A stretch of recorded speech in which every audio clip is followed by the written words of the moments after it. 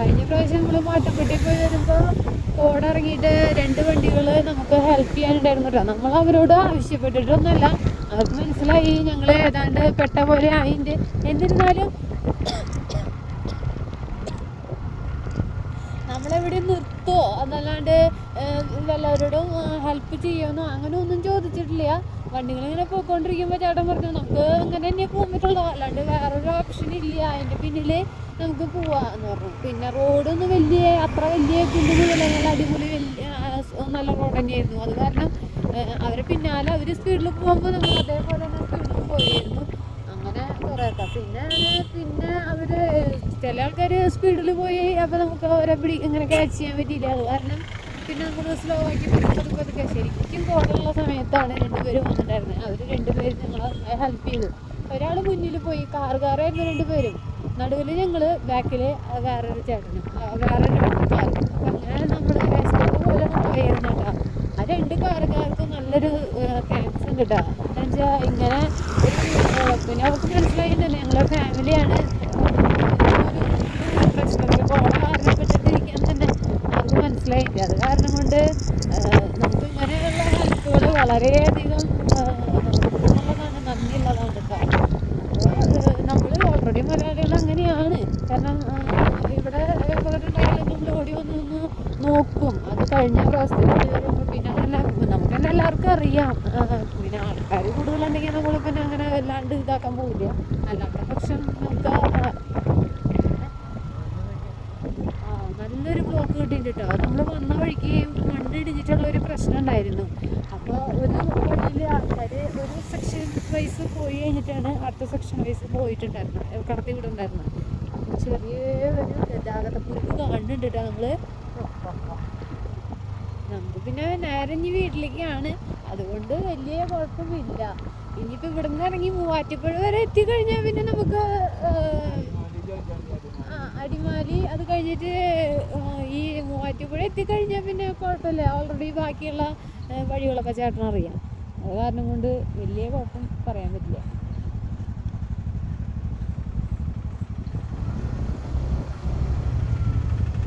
ചെറിയൊരു വണ്ടി വരുന്നുണ്ടായിരുന്നു.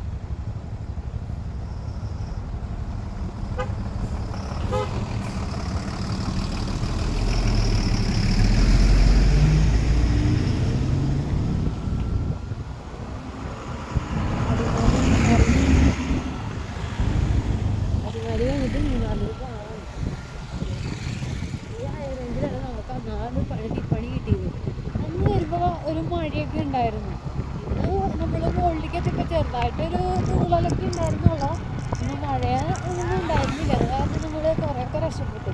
പക്ഷേ ഇന്നത്തെ മുകളിൽ, അതായത് എരവികുളം നാഷണൽ പാർക്ക്, അവിടെ പോയപ്പോൾ മുകളിൽ കാറ്റാണ് നമുക്ക് ഏറ്റവും കൂടുതൽ തണുപ്പ് കേട്ടോ. അയ്യോ, തണുത്ത വെള്ളത്തുള്ളിയും മേത്തേക്ക് ഒഴിച്ചാലും കുഴപ്പമില്ല അത്രയധികം. അതിനേക്കാൾ വരും വെള്ളം നോക്കിയപ്പോൾ അത്ര വലിയ തണവെന്ന് പറയാനില്ല. കാറ്റിനാണ് തണവ് കൂടുതല, പ്രത്യേകിച്ച് ആ ഏരിയയിൽ. അങ്ങനത്തെ ഉള്ളൊരു ഏരിയയിൽ ഇതുവരെ പോയിട്ടില്ല കേട്ടോ. അത് നല്ലൊരു എക്സ്പീരിയൻസാണ് എരവികുളം. അന്ന് നമുക്ക് ഇഷ്ടപ്രകാരം സമയമുണ്ട് അവിടെ നിൽക്കാനായിട്ട്, 5:30 വരെ. അത് അവർക്ക് പെട്ടെന്ന് അങ്ങനെ നമ്മൾ അടി പഠിപ്പിക്കുക, അവരുടെ സമയമായി നിങ്ങളിപ്പോൾ പോകുന്നുള്ള ആ ഒരു മെൻറ്റാലിറ്റി ഒന്നും അവർക്കില്ല കേട്ടോ.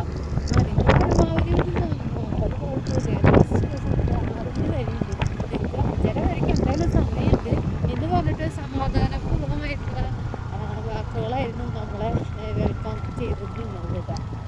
അങ്ങനെ ഇന്നത്തെ യാത്ര വിചാരിച്ചില്ല, നേരത്തോടെ പോകണമെന്ന് വിചാരിച്ചിട്ടാണ് വീട്ടിൽ നിന്ന് ഇറങ്ങിയത്. അതായത് 6:15 തന്നെ വീട്ടിൽ നിന്ന് ഇറങ്ങിയിട്ടുണ്ട്. നമ്മൾ വിചാരിക്കാത്തതാണ്. നമ്മൾ 1 കിലോമീറ്റർ വന്ന് കഴിഞ്ഞിട്ടാണ് നമ്മൾ ഈ ഇരവികുളം നാഷണൽ പാർക്ക് കണ്ടായിരുന്നു. പക്ഷേ നമ്മൾ അടിച്ചെടുത്തത് ആനമുടിയിൽ നിന്നാണല്ലോ. അപ്പോൾ തിരിച്ചിട്ടുള്ള വഴി കൂടെ പോയി പാമ്പിൽ വരെ 1 കിലോമീറ്റർ പള്ളിവാസൽ. അപ്പോൾ 1 കിലോമീറ്റർ പോയി കഴിഞ്ഞപ്പോഴാണ് നമുക്ക് മനസ്സിലായത് വഴി തെറ്റിയിട്ടോ എന്നൊരു സംശയമായിരുന്നു. അപ്പോൾ നമ്മളവിടെ നിർത്തി, അവിടെ ചെറിയ കടയിൽ നിന്ന് ഫുഡ് കഴിച്ചു. അത് കഴിഞ്ഞിട്ട് ആളോട് ചോദിച്ചപ്പോഴാണ് ആൾ പറഞ്ഞത്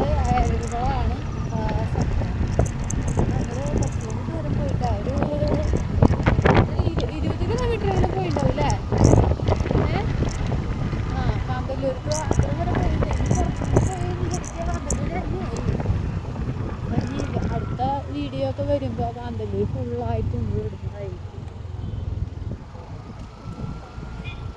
പള്ളിവാസൽ ഫാക്ടറി, പള്ളിവാസലാണ് സ്ഥലം. ചായലേറെ വന്നുകൊണ്ടിരിക്കുന്നത് അതവിടെ ഫാക്ടറി ഉണ്ട് പള്ളിവാസലാണ്.